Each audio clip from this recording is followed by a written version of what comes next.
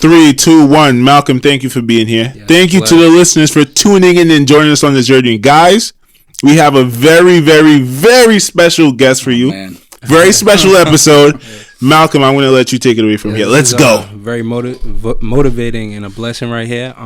So I want to talk off how I met this gentleman here at the gym. And he was very famous for his hat right now that he's wearing, the Ferrari logo hat. So Nick, if me and you went to the gym together and we seen this gentleman here, and then we went out to eat or something, we wanted to talk about him, we would say the gentleman with the Ferrari logo guy with hat. the Ferrari You know what hat. I'm talking That's about? funny. I didn't think that would be the connection. You know it stands out, Chris. It definitely stands out. I don't know. All right. The yellow. Take your word for it. So there was one day I was working out in the back and I see a gentleman with his company logo on his shirt walking down the stairs. And I go, I know that company name. I know that company logo from somewhere. So I'm thinking, and then it hits me. I go on Instagram, right? Put the company name in, and boom, his Instagram pops up. I go, there's no way this is this guy right here who goes to Unique right here locally by me. So I'm excited. I'm like, okay, I have to go introduce myself to this gentleman here. So on his Instagram, his name is there. So he started to work out, and I walk up to him and I say his name. He goes, yes, that's me. And all I do is I tell him, look, I'm a fan of your work. Like everything on his Instagram is sharp. Everything is meaningful, luxury. It's just like I said, sharp to the T. So the Nick and Mal Show is blessed to have this gentleman here. We want to introduce you to a person who's a father, a husband, a photogenic legend, I would say, the luxury home builder, the luxury home designer, the luxury car driver. Everything about this guy is luxury. Luxurious. So we have the one and only Chris DiGiorio from North Haven Builders. I'm probably going to disappoint you guys after that intro. It's too kind, man. I think you already made us. It's already been worth it, man. I appreciate it. Thank you, Malcolm. No problem. Yeah, and I remember when you came up, introduced yourself at the gym, and I'm just in gym mode. Just came from work. It's no big thing. I'm going to work out. I'm there all the time. Mm-hmm. And don't really talk to too many people there. My head's down. Like I said, I'm doing my thing. But you came up, you were like, looked me right in the eyes, like, really nice. Really appreciate what you do. I'm a fan of your work. Mm-hmm. And you mentioned, like, I have an interest in real estate. So I've been following your work, and you were just really good about it. And I was like, okay, this guy's legit. He's squared away. So we chatted for a few minutes, and that was it. And then you've kind of just been in touch since then. Yeah, and I appreciate it. Yeah. It's very motivational. I was telling Nick before I came here, I was like, just to think, just saying hi in the gym, introducing myself to now we're here. That's a big part of life, just putting yourself out there, making connections, especially with people that share common interests and passions and things like that. So I'm glad you did, man. Yes, thank you. What's one of the most uncommon connections you've made? Like something that's been extremely beneficial to your life that you never even imagined coming about. Does it have to be uncommon and beneficial? Because those two. Whatever you're thinking. Whatever you're thinking. I think the most uncommon connection was probably through a big time real estate agent that I ended up hiring to list one of my projects, which he was on a TV show. He was on $1 Million Listing. He's kind of like a global star. And I just DM'd him on Instagram like, listen, I'm building a house in Sag Harbor. I know you have a big presence in the city. Probably have a big buyer pool. Any interest in checking it out? Maybe even listing the house for us. Just threw it out there and forgot about it. Mm-hmm. And like 3 days later, I got a response from him like, oh shit, okay, now I gotta try and really sell this. Yeah. And that guy, he was Ryan Serhant on $1 Million Listing. Wasn't beneficial to me. It didn't work out between us. Oh, okay. But that was just like a shot in the dark, like you said. And I learned a lot from it, and no fault to Ryan. Ryan did what Ryan was going to do. Mm-hmm. He presented himself in a way that was specifically Ryan and their product. And then I didn't really see through some of the, I guess, underlying tactics that were going to be there. Okay. And he did get the listing. Okay. And he's a busy guy. He's in the city a lot. So he kind of, passed it off to his Hamptons office, and I dealt with them more than I dealt with Ryan. So that was a little disappointing to me. I see what you're saying. But that's my fault. Yeah. I was sold. Yeah. He's a salesman. Yeah, right. He's doing his thing. Mm-hmm. That's a great lesson for me, honestly. Like with this podcasting thing, it's a lot of people I look up to. And I just wish I could get into a room or just have a conversation with people like this. I'm like, man, I'm not going to send a DM. They're never going to respond. But, I mean, it worked out for you. Yeah, get that out of your head. So maybe I should just start sending some messages and, you know what I mean? Right away. Yeah. 100%. Like, you said, like, there's people you look up to. Maybe you're a little envious of them. I don't want to say jealous, but we all are jealous. Envious. Yes. I forgot where I heard this quote. I think jealousy is a map of where you want to be. If you're jealous of someone, it's probably for a reason. So, yes, I know where you heard that quote because I heard Where? it too. Where? You heard it on Rogan's podcast. There we go. There we go. The big black guy. The Ron black Funches. guy. Oh, yes, Ron Funches. There we go. He's good. I didn't know you was a Rogan fan, man. Oh, yeah, you have to Come be. on, yeah. There Right? you go. He's the king right now. He is. Yeah. The GOAT. Yes, Like a number. no doubt. But yeah, to touch on your point, make the connections. Yes. These are just people. Mm-hmm. Most of them started from little to nothing or started with a big advantage, whether it's family or money connections. And those are assets and those are advantages for individuals in any space when it comes to business, podcasting, whatever it is. Yeah. Mm. And those are their advantages and their assets. A guy like me, guys like us, that didn't really have those connections. Mm-hmm.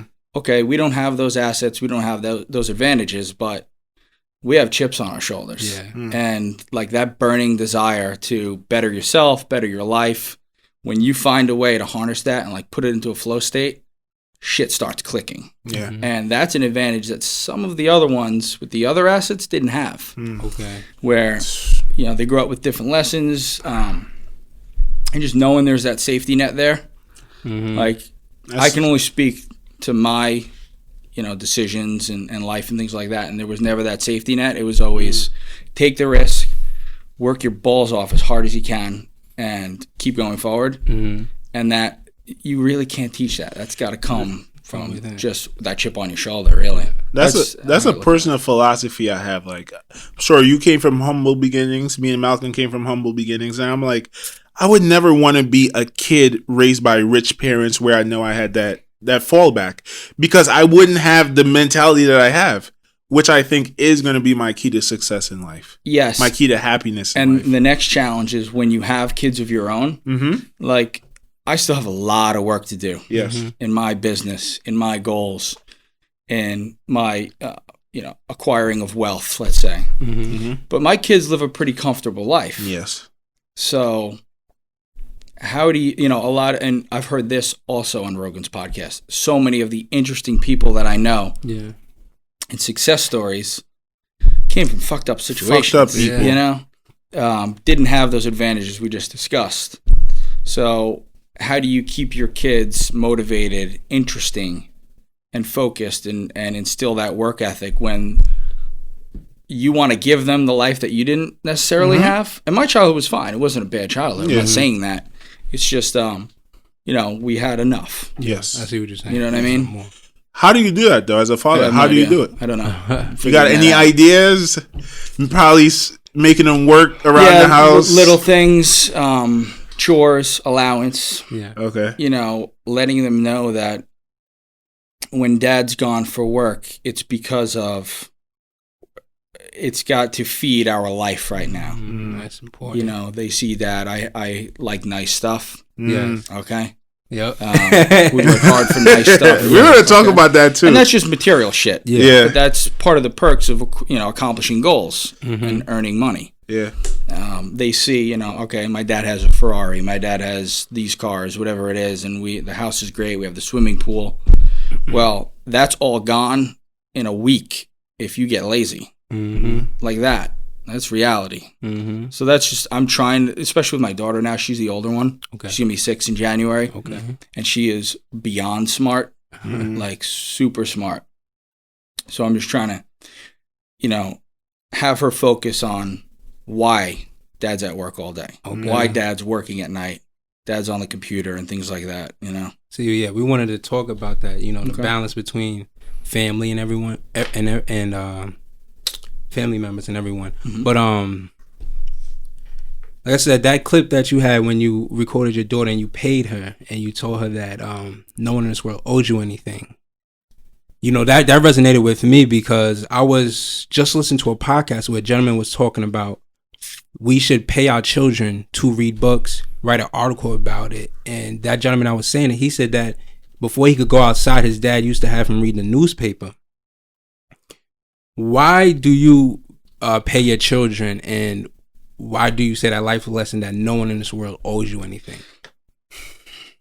This is a great question, and I think, you know, especially this year, it's important. It's an important topic. With, you know, obviously this has been a tough year for the entire planet, especially the country and New York, and people have not been able to, you know, proceed with their life as normal. Okay, it's affected their work, affected their business, their leisure time, everything. So, you know, there's a lot of kind of woe is me out there. Yes. Like COVID, I can't do this because of X, Y, or Z. Why are we even talking about that?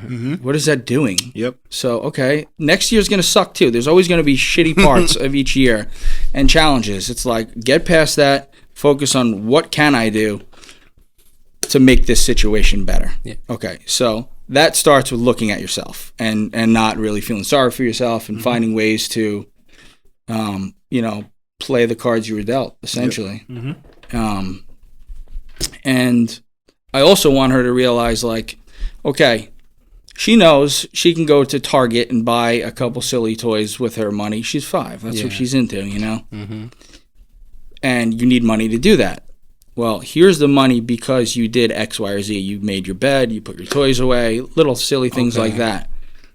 If you miss a day, you're losing. It's $1 a day I'll give her. Okay. All right? That's probably a lot of money to her. Yeah. You know, She's you like, give her I'm 10 balling. singles or a $20 bill. She wants the 10 singles. Yeah. Okay? That's how that connection is right now. You know what I mean? Yeah.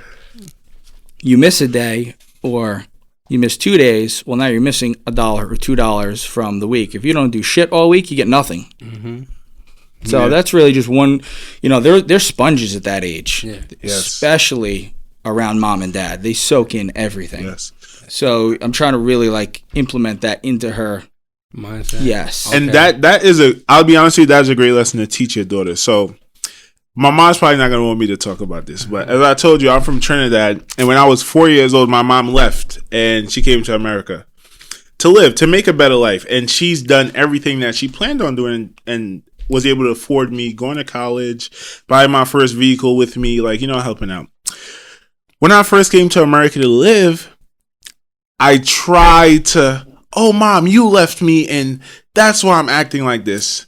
And one time she slapped me in my face and sat me down and said, I don't owe you anything. Love it. And hearing that from your mother, like from your mom, it's like, yo, no one really owes me anything.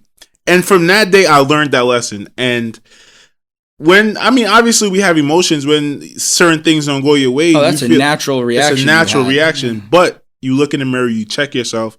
No one owes you shit. Get up, go get it for yourself. And if someone doesn't want to give it to you, hey, that's what it is. Find a way to get it for yourself. No question. And I think that's one of the most beneficial life lessons I've been taught. Yeah, that's a good foundation. Yes. And a lot of, mindset and work ethic building blocks can come from that. Yes. I think it's super important. Yeah. And it resonated with you for how many years now? Probably like 10, Yeah. 15. And you're still going to have those thoughts. I still do. Yeah, absolutely. I find myself like, what are you talking about? Here you go. Like, it's everybody's fault but your own. Lose that, you know? You see that voice in your head that is telling you, Chris, shut the fuck up. Yep. You're being ridiculous.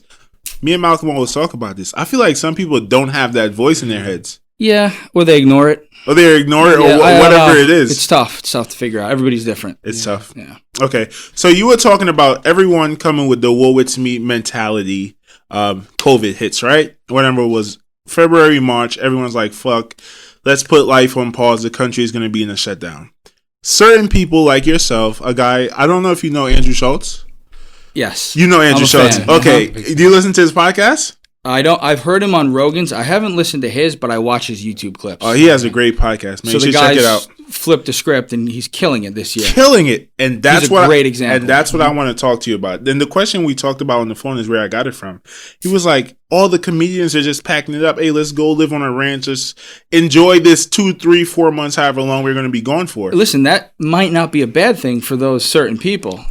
It depends. Like, maybe guys needed a reset. Okay. We don't know. Some of the guys have been grinding forever and have the bankroll to do that. Like, that might be the best decision for them. Okay. But for the majority of everybody else, Yes. I think where you're going with what Andrew said is accurate. Right. So some people, and I'm guessing you were in that boat because when I asked you the question, you kind of perked up. Some people was like, listen, this is a time to move forward because everyone's relaxing. The world is on pause.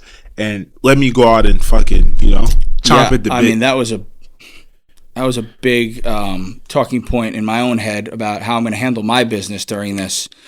So I'm a home builder, high-end, full-service construction management firm. We're working on like 12 different projects at a time, sometimes 6 different projects. It depends. As much as we can handle, we're taking on. Yeah. Mostly out in the Hamptons has been where we're at like the last year and a half. So those are secondary residences for our clients. That's their summer home. It's a vacation home.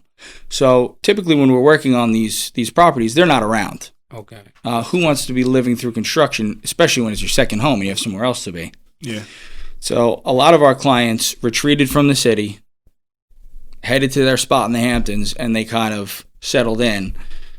And I was like, oh man, work's going to stop. Like, they're not going to want us there. But until they tell us not to be there, I'm going to show them while everybody else is kind of, well, we can't work. We're still here. We're masked up. We're following the rules. If it's one guy per job site, which was pretty much what we had to deal with for a while, so be it. You're going to have one guy who's going to work his ass off. It's going to cost me money because you can't be as efficient with one guy on each job site. Yeah, Absolutely. But it doesn't matter. It's not about me. It's never about us. It's about the project and the client. And To the put end that result. into context, how much people do you usually have on a job site? I can answer that question depending on each job. Okay. Typically, 5. 5, okay. Okay. Yeah, but it depends on the scope of the work. So having one there, at least 2. Always least have a 2. partner At team least- going. okay. Yeah. All right. And I wanted people to see that, we weren't really touching any of the political side of what COVID meant and everything that went with it. Okay. We were just working. We were just showing up to work every day, heads down, and you can count on us even when things aren't great right now. Mm-hmm. That was very important to set that standard, and we just been running with it since. That's big. Yeah. Speaking of Andrew Schultz, like at that point, everyone stopped doing their podcast. I'm like, what the fuck? I have no content to listen Yeah. to. Here comes Andrew Schultz, him and Akash are in the studio, you know what I mean? Pumping out content. And on top of that, they started a new show. It was like the COVID Chronicles or something like that. Are you talking about his YouTube stuff? Or His okay. his podcast. Okay. Yeah, and it's just like, a lot of, I think he said they grew like 4 times since COVID because People are looking for it. people are Yeah. looking for it. They have Uh-huh. nothing else. Yeah. And did you experience any similar success? Like, do you feel your business has grown? It has. Yeah. Right. It has. Our crew's gotten bigger. So I've spent a lot of time investing back into the business this year, strictly in building up the crew. So there's different ways you can always invest in your business. And for me as a construction firm, the focus has been adding to the payroll, Okay. adding good crew members. We have a really tight crew. Like, it's taken me a long time to get to the point where I have these guys that I'm really excited to have working with us. I've had a lot of bad guys throughout the years, and that makes my life like 10 times harder than it ever needed to be. And, that manifests itself in a lot of little ways that keep you up at night. Mm-hmm. But now, we've just been, like, the crew we have has been great, and we've been able to add to it with more solid guys. And we're up to 7 guys that are full-time and a team of subs. So at any point, I could have 20 guys that are working under the NHB umbrella, Wow. but 7 are our full-time guys. Okay. At the beginning of the year, I think I had 3. And I had, like, guys that were coming and going. But now 7, is really, we can take on more work and say yes to more things confidently. Okay. You know, that's when you say yes to a project. There's an adrenaline rush with getting a contract. You know, that's one of the highs of being in business for yourself, bidding work, and then actually having a contract signed and knowing like, all right, I got this job. This is the budget. We're ready to rock and roll. Now comes the execution part. You don't have the crew, you're fucked. You know? Yeah, you're not set for this job. Now, how do these jobs work? I heard you speak about, so some people hire you to build a house for them. And do you sometimes like build a house and then put it on the market? Because you said you've put homes on the market before. Yeah, so I've done it both ways. Okay. So when I first, it's a long story, but I'll start somewhere in the middle. Hey man, we got a lot of time, Chris. When I first started building new homes, it was on a spec basis. What that means is speculative. You're buying property, whether it's land or a piece of property with a house on it that you're either going to renovate or knock down. Okay. So we were purchasing land and land with houses on it that needed to be knocked down and started from the ground up. Design a whole new house, new everything. I've done 5 on spec. Okay. Meaning you buy the land for X, you're going to spend Y on the build, and you're going to sell it for Z with the idea of making a profit. Tough to do. Yeah. Very tough to do. A lot of stress. You have to raise capital to do it. We were up to about $11 million in working capital through different VCs, venture capitalists. Okay.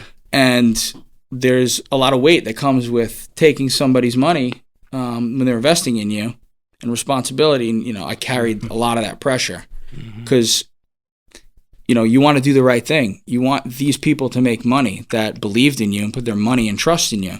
And you want to make money too. Absolutely. That's the point.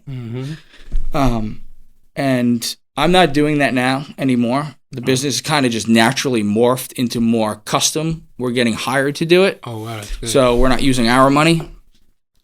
We have a really big one starting, I would say, within the next 60 days. We're just going in for permits now. The design process has ended. That's in the Hamptons. And that one's going to be pretty special. Gotcha. Yeah. And I see that you're not a fan of like going to these meetings or anything when you post on your IG. Oh, like the building department? Building No, department.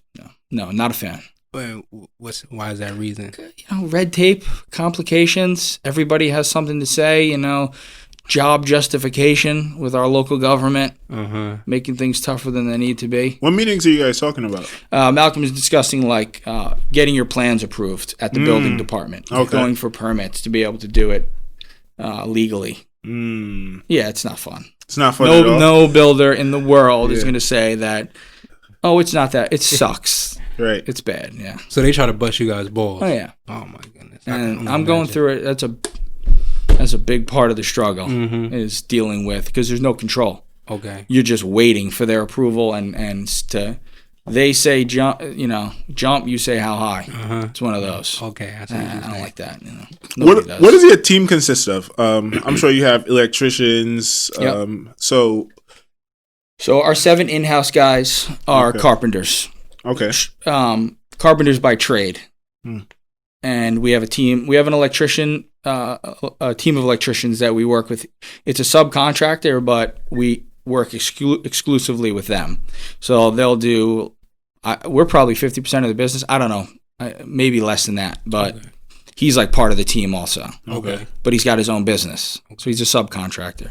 Same thing for HVAC, heating and cooling, foundation work. When it comes to framing, millwork, cabinets, trim, windows, doors, we do all that in-house. That's what you guys yes. do? Okay.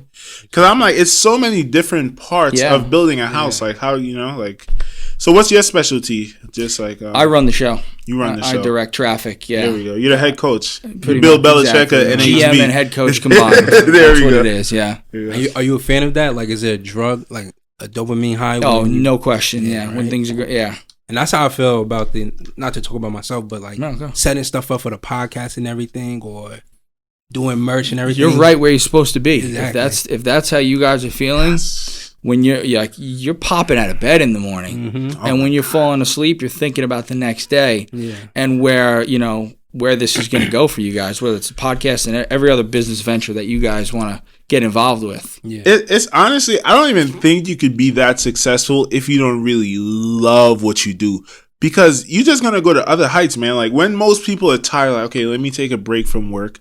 When you're tired and you get an idea, it just gives you all the energy that you need. There's so many spectrums in life that are good and bad. Yes. And business, you experience all of them when you work for yourself. Yeah.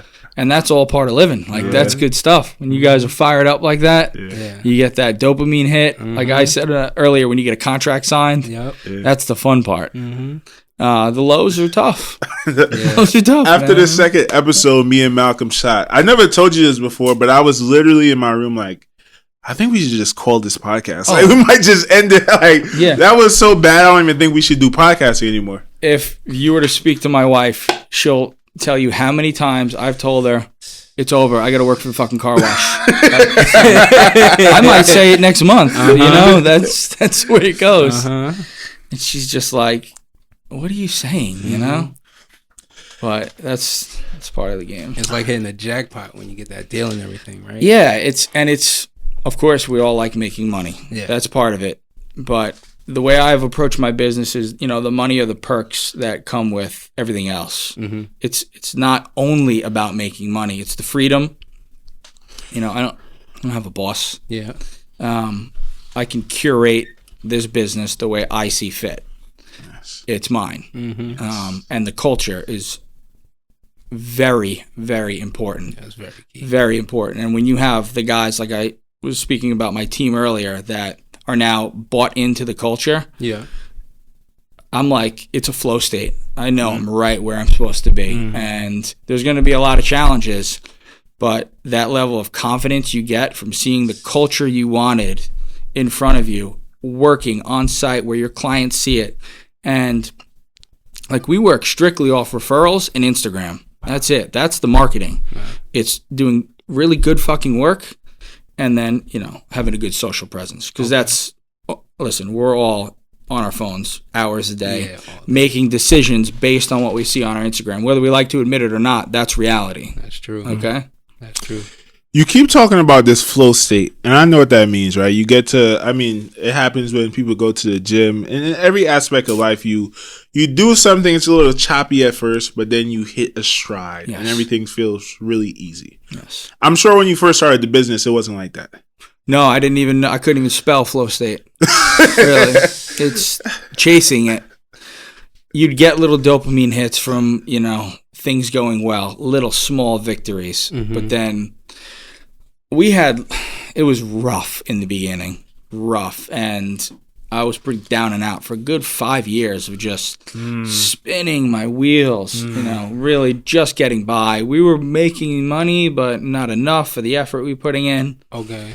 And, you know, we got fucked a few times, left and right. That's one way to say it. Yeah.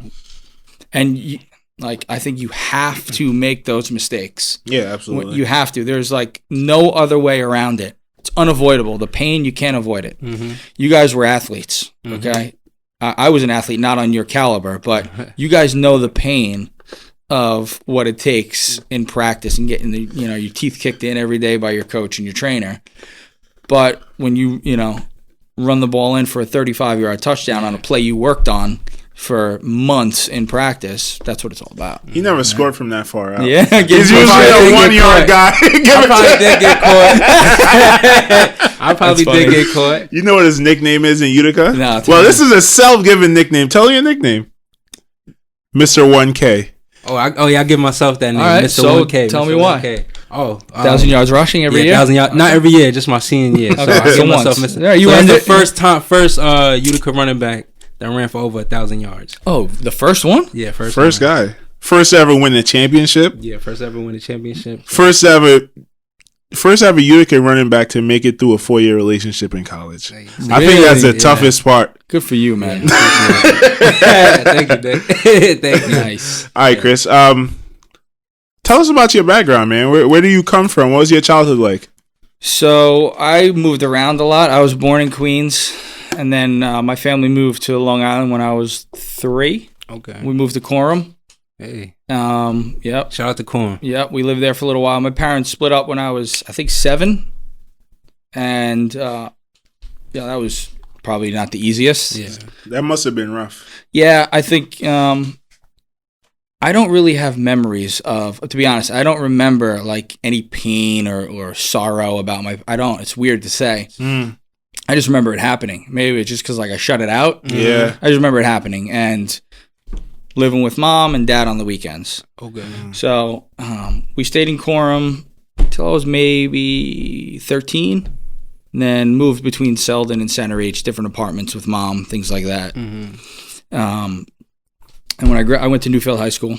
When I graduated from Newfield, I went to Suffolk. I did 1 semester there just to play soccer. Like the coach there was like recruited me to go play. I was kind of lost in between. So I did it, and during that time I was working like summers and weekends as a helper on construction sites. Oh wow. Started when I was like 15. Just humping material, job to job, things like that. Okay. And I always liked the energy. I liked the physicality of it. You know, when you're that age and you're playing, I played a lot of sports growing up. Okay. That kind of was a natural fit. Okay. Yes. You know, It's like the weight room. exactly. Guess you're strong, man. Like Yeah, working man. construction. And I was a skinny. I'm still a skinny guy, but I was a skinny Chris, little you kid. got some then, meat on you. And when I graduated high school, like I said, I went to Suffolk. During that year, I wanted to get into the Carpenters Union. Okay. I wanted to do carpentry. I had school was not for me. Just wasn't. Yeah. So getting into the Carpenters Union was tough. And I'm a persistent guy. I'm really persistent. I would go down 3-4 days a week to the union hall and speak to the head of the union, like every day, like, can I get an application? Can I get an application? We're full. One day after like 2 months of going down the hot bog, he's just like, this fucking guy again, you know? All right, come in the back. This guy name was Jim.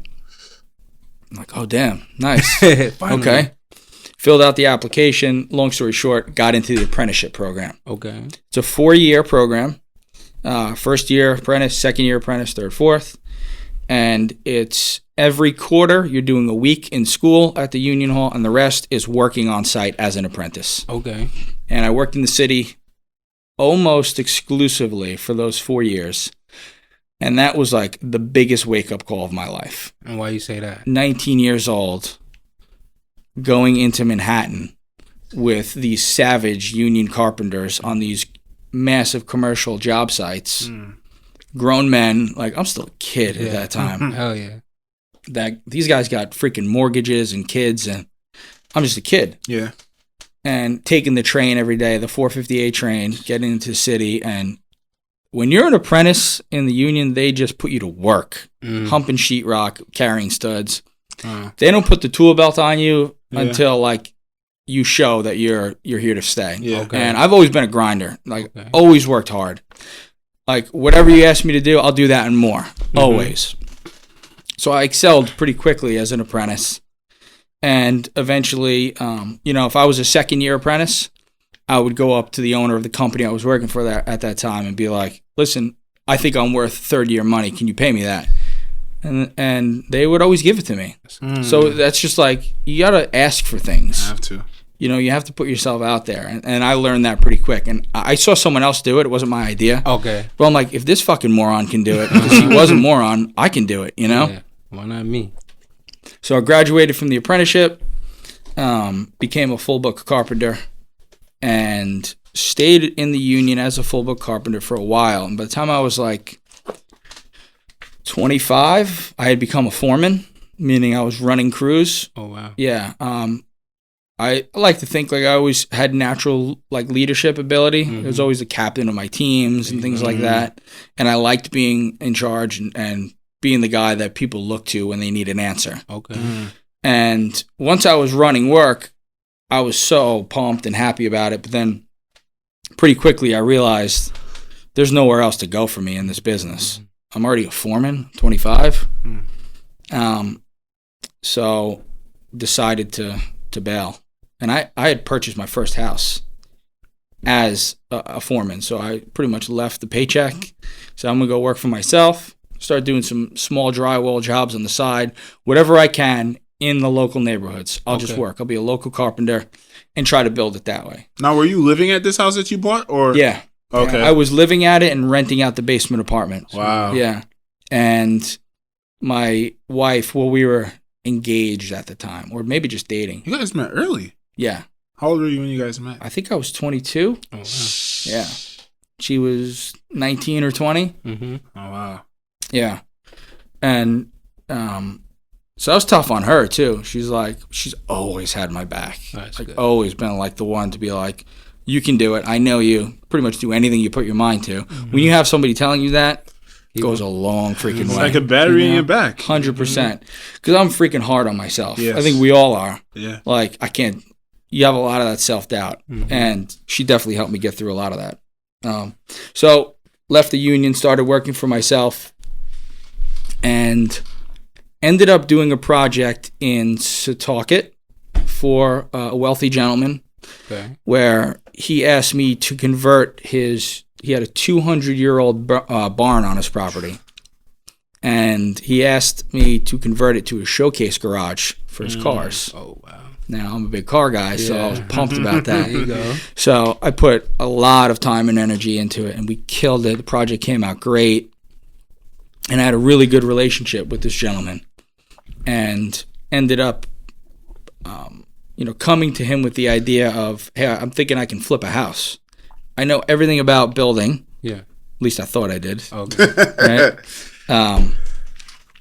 If you want to go as a partner, as an investor, if you invest in me, let's find something that we can flip and try to both make money on it. And he was, to my shock, was like, let's do it. Oh, wow. Oh, fuck. Okay. Let's do it. Right. So I had a partner at the time. We went out looking for properties, couldn't find jack. We knew nothing about acquiring houses. I just knew I could fix it and make it nice. Yeah. That is like 30% of the game in real estate. You have to find the properties right. So long story short, we did a few flips together and we made money. And that was like really, really, that's when I started like believing in the future of like, I can really make money working for myself doing this. I'm aggressive. Let's move to the next level. What's the next level? Building new. So I'm giving you like really trying to crunch it together for That's you. good. Doing a great job, Chris. We purchased some raw land with the plans of building houses on spec, and Multiple houses? one at a time. Okay. But through the years, we did a few of them, Okay. and that's when I started not making money, and really wasn't ready for that level. Mm-hmm. And that's fine. Learned a lot doing it, and got away from the spec side and decided to just try and work for people, like get hired out as, high-end contracting, because we were building pretty high-end homes. Okay. And I had a few relationships with interior designers and a few other people that I've met through the years of just being in the construction field. Yeah. And one thing led to another. I'd do one project for an interior designer. I'd get referred over here. And then that's how it just spreads. Then the company Word just of spread mouth. from there. Yeah, exactly. Yeah. And you're a firm believer of word of mouth. Like that's Yeah. extremely for any business till this day. Yeah, Even don't- with technology. You have to, do exactly what you say you're going to do and do it well, because one satisfied customer is worth tenfold any other marketing bullshit you can come up with. When you really kill it for that client, they will go to bat for you, and just watch that little seed that you planted grow into it's Because that's a personal connection 100%. to a mother, brother, friend, whatever. Meaning if Jenny trusts him, then I trust him. Yes. So you immediately have broken past that initial, and you're still going to have those barriers of earning someone's trust to have them give you money to provide a service. Yeah. But that's a huge, advantage when you get referred to it to a client. And it seems like you're definitely a go-getter. Regardless of the fact, when you were 15, you would go into the office. Can I have an application? Can I have an application? You became, you woke up, I would say 4 a.m., probably 3 a.m. just to go to work. You'll go get you came foreman at 25. You said, I can't grow here, so I'm going to go ahead and get my own. You went to the gentleman. You told them, look, I could flip homes. Would you like to go on a deal with me? You could have just did the job and went about your day, but you like, hey, I see more. You did more. No, I've never been afraid of risk. Not and at that's all. a fault and an asset at the same time. How was it at fault? Well, a lot of the reasons that we didn't make money were I didn't see some of the risks that were attached to some of the decisions we made. Yeah. And if I did, I just blew past them. Yeah, okay. You know, Okay. and I'm probably still going to do that. Yeah. I'm trying not to, but, Yeah. you know, you're wired a certain way. I feel like the knowledge that you gain from those situations are worth whatever money you 100%. lose. It is, yeah. And Yeah. that's, yes. Like if someone was to come up to me at 30 and say, "Hey Nick, we're gonna give you $1 million," and you lose all the experience you've gained over the past years, or have all the experience and have $0, I would take the experience. Good for you, because that's the right answer. Yeah, because that's you're going to fucking blow that million before you blow even know it. it. Yeah, Easily. like a fucking dickhead. Easily. yeah. So you're a business guy. You have a business. You have kids. You have a wife. Yes. Seems like you have a happy wife and I a do. happy life. I How do you think make so. it work? How do you make it work? Well, I'm with the right person. I think that Major. pretty Number one, important. major key. Yeah. We've been together for a long time. Like, you know, we didn't have much. Like I said before, I'm pretty persistent, Yeah. and I had to be persistent just to get my wife Kelly to even go on a date with me. For real. Yeah. So I'll give What was you the that quick like? story. Yeah, So- let's know how it happened. We have to. So hear that. I was hanging with my boys at Ruby Tuesdays in Coram. Shout out to Corm again. Yeah, Coram again. You know the one on the corner, 83 Yep. Mill Country? It's Yep. gone now, but Yep. and that was like our spot, two first. You know, you get draft beers. You can spend $13 and have 32 beers there. You know, Wow. I don't drink anymore. It's just not that I can. It's just I choose not to. Mm-hmm. But back then, when I was 22, that's what you did with your buddies. I was single, living on my own, so I'd pretty much known everybody that worked at that restaurant until Kelly showed up. She was the new girl. I was like, she's so beautiful. Like, wow, showstopper. So, you know, I'm 15 beers deep, whatever it is. So I'm going to go talk to, you know what I mean? So I go up to her and she's just like, yeah, okay, whatever. You know, beat it, you know?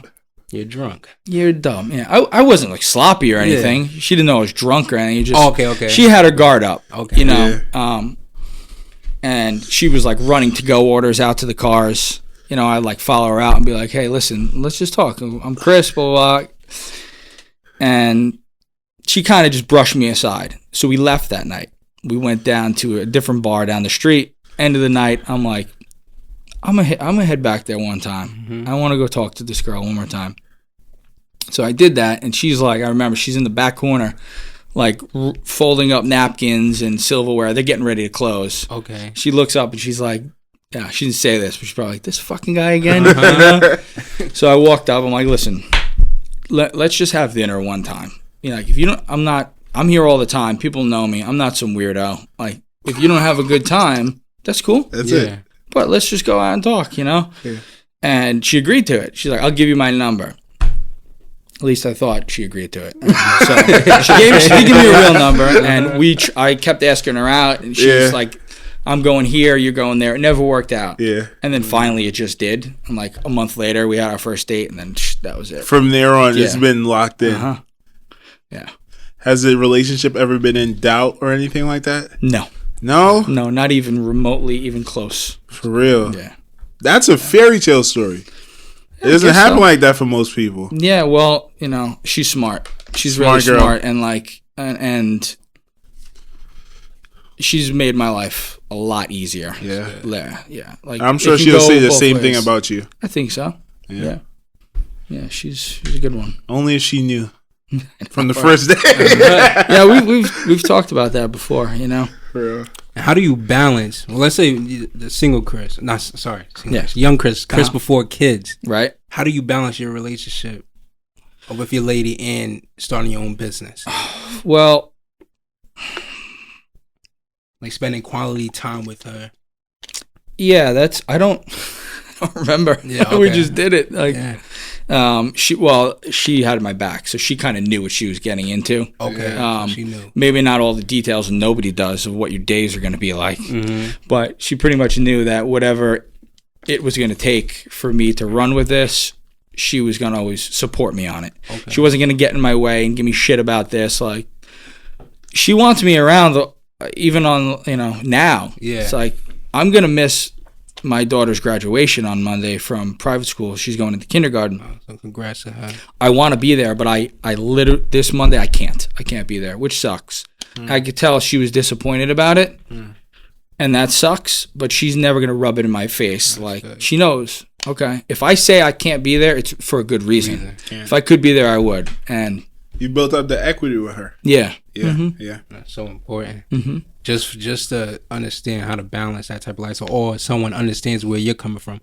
Did she play sports or anything too? she was a swimmer. She was a swimmer. Okay, so there you go. I feel like people that play sports or student athletes, they understand the bridge of okay, I need to focus up on this. And she's an incredibly hard worker. Oh, that's good. Super smart, like very, very good work ethic. Really? Yeah, very, very good work ethic. Similar work ethic to yours. Definitely. I think me and Malcolm was talking about that last week when we was like, when you have that significant other, and maybe that's why you guys work together so well, you guys are both go-getters. Yeah. It doesn't work if one person is not and the other person is, because there's some No, kind of, and we've always made like big decisions at the same time. Like, yeah. all right, we're gonna buy this house. Okay, now we're gonna move. We're gonna sell this house. We're on our second house now, Okay. and we're gonna move to Sayville, and that's what we want to do. And it happened quick. You know, cars. We've had a lot of cars. Those are big decisions. Okay. Like we make a lot of big decisions pretty quickly together. Okay. And it's almost like our brains are like, all right, yep, let's go. You know? It's weird. My mom and my aunt, right? So when my mom left me, I always say I have two moms because my aunt was my mom when I was in Trinidad. Like, there's no difference to me Right. between both of them. And when it comes to me, they literally think alike. Like, if decision needs to be made with Nick. Like, they don't even have to have a conversation. They already agree, kind of thing. And it's cool that you and your wife have that. Yeah. Chris, I'll be honest with you. I thought I was going to learn something from you today when it comes to relationship. The only thing I learned is that it needs to be perfect. No, I don't think that. I'm doing a bad job then. No, man. I don't know. It's been easy for us. Not all the time. It's probably been harder on her, just because I've always been focused on what I need to do to build a business, and she's had to kind of deal with that. But it's never made it hard on me. Never made it hard. Talk about your family. You had an iconic picture in your garage of your grandfather. Yeah. And, and you wrote about, on the post, you wrote about how you guys look similar, or your family members, you guys look similar, act the same and everything. What did he do, and why is he so special to you, Chris? Well, I never even met him. Okay. He passed away, I think, 3 months before I was born. But he was an immigrant, Italian immigrant. Came over in the, I want to say late 20s, early 30s with my grandmother. Mm-hmm. Didn't speak the language, similar to most of the immigrants in this country. Mm-hmm. Nick, your parents are immigrants. Yeah. Okay. So he had that immigrant mentality, I call it. Mindset, yeah. And I think that's a really good thing. Mm-hmm. Think about how crazy that is to get on a freaking boat and cross the ocean. Yeah. To come to a different country, you don't speak the language, and go to work. Nothing but the clothes on your back. So while he was here, he pretty much put his money into real estate, and That's it. Yeah. He acquired properties.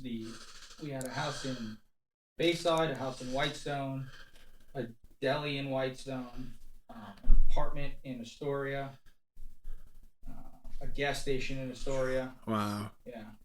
And he wasn't working like you can't like really work in apartments, but the deli and the gas station. No. Did he just He just bought the control? buildings. Okay, He just did bought nothing to do with the businesses, just the buildings. the buildings. Wow. He pretty much laid asphalt. He was like a street construction worker. Okay. Yeah, and just worked all the time and didn't spend his money on himself unless with the car.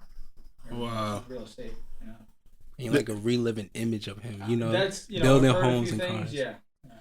Who taught you about him? Your dad? Yeah, my father. A lot of stories. And my uncle. Yeah, my dad and my uncle told me about it. That's so fun. My cousins too. That was pretty cool. My wife actually blew that picture up and put it in a frame for me. Oh, she did? When I started I had an office years ago. I opened my first office with the business. She put that on the wall as a surprise, so I kept it with me. Oh, that's nice. That's a very amazing picture. Yeah, thanks. That's crazy to think about. Even after you're gone, you never met your grandfather. But it seems like, probably other than your dad and people really close, he's probably one of the biggest influences in your life. Yeah, there's definitely a connection there. Yeah. I think about him here and again. Mm-hmm. Yeah. Definitely feel that connection there. That's crazy. Do you think that's where your love for cars come from? Maybe. You know, who knows? Genetics are weird, man. Yeah, it is. So You weird. pick up weird shit from your family. You know? Yeah. I don't know where it came from, but it's there. It's definitely there. Yeah. Definitely there. You know, you got some people who parents are like our friend Barbara. His parents are like 5'6", and he's 6'1". You know, I know that's like height and Wait, everything. his parents, but I never yeah, saw his his dad, before. his mom is as tall as me. Yeah, and that he's gene is like some connection 4 generations down the line for all we know. It's Mhm. weird stuff. Yeah, it's crazy. It's crazy how the world works. Now we're gonna talk about the. I want to say like the Ferrari. Okay. You know, The car collection. we talked about how that began, but that I would say it's like a cult. It's not really a cult organization. How do you get into that? So someone like in the future, me and Nick, you know. Well, day- oh yeah. In the future, I'm ready to get it now, brother. In the short term, you just come down and hang at one of the events with us. Okay. Like I'll tell you when I'm going. Just come and hang. That's all. so we don't need the Ferrari. no, no. You special pass. you just need that to, you like, have it.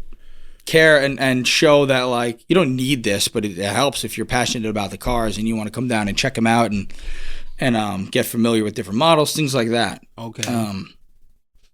But it's, you know, the group of guys that I've met through, you know, the car culture is a really good scene. There's a lot of successful people in it, Yeah.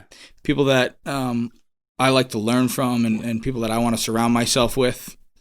And there's really no pretenses there. Like, you may have an image of, you know, stuck-up crowd of guys with money and nice cars. It's the furthest thing from it. There's no judgment. There's no politics. There's none of that. It doesn't matter who you are, what you look like.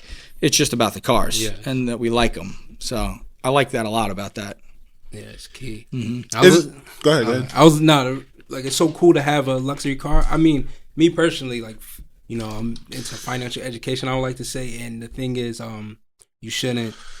I'm not saying you're wasting your money, but you know, don't spend your money on luxury cars right now. You should do this, do that. But I was listening to a podcast, and the gentleman was explaining, it was like, this is why I want a luxury car, because when you drive somewhere, people gonna admire, respect you more, and I'm like, oh, what does this gentleman do? Do you get that feeling sometimes when you go out, or? I don't think of it that way. I'm being honest. Like, first of all, I don't own a Ferrari for that. I own it because I've been obsessed with, I like greatness. Okay. So the performance. So you're a LeBron fan? I'm a Michael Jordan fan. Okay.